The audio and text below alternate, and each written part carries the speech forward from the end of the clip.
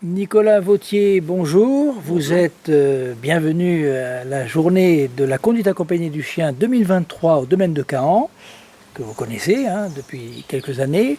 Vous êtes éducateur, comportementaliste, dresseur de chiens et affilié à la CAC que vous avez intégré dans votre pratique. Vous êtes aussi un des spécialistes en France des chiens de troupeau et des chiens de compagnie.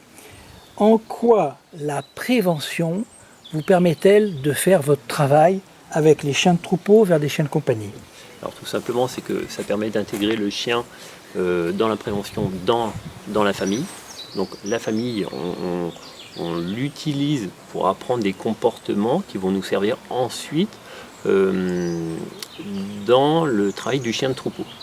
C'est-à-dire que apprendre un chien de troupeau, c'est apprendre à observer sans intervenir à sa propre initiative. Donc il apprend ça en famille et ensuite on peut redécaler les mêmes compétences du chien sur le travail du chien de troupeau. Donc c'est comme ça que je le vois en tout cas. Très bien.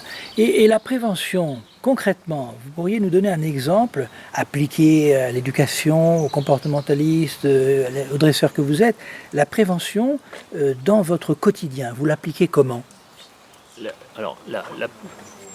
La prévention, ça permet d'un peu anticiper les comportements qui pourraient être gênants à l'avenir. Dans le cadre du chien de troupeau, par exemple, si on fait de la prévention, on est surtout sur des chiens très impulsifs. Là, ça permet de diminuer cette impulsivité-là, de façon à ne pas travailler quelque chose qui nous gênerait plus tard. Sur un chien de troupeau, par exemple, si on a un chien qui est plutôt placide à l'observation, il est placide, ok, ça veut dire que plus tard, il sera plus calme, et donc ça nous met concrètement ça met l'éleveur en sécurité, par exemple, par rapport à son troupeau. Ça, c'est de la prévention. Très bien. Avez-vous un autre exemple à nous citer dans le cadre de ces journées de la CAC? Autre chien d'utilité, si on peut dire, le chien de chasse.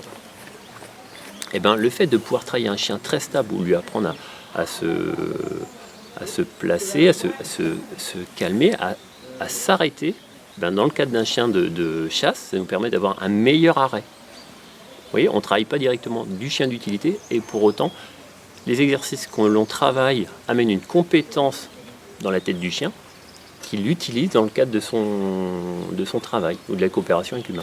Très bien. Et quel regard portez-vous sur la prévention d'une façon générale dans votre activité? C'est essentiel. C'est là où on a le plus de résultats. Plus c'est fait de bonheur, je dirais, plus on vit sereinement avec son chien. On ne dresse pas un chien, on vit avec. Nicolas Vautier, nous vous remercions. Merci beaucoup.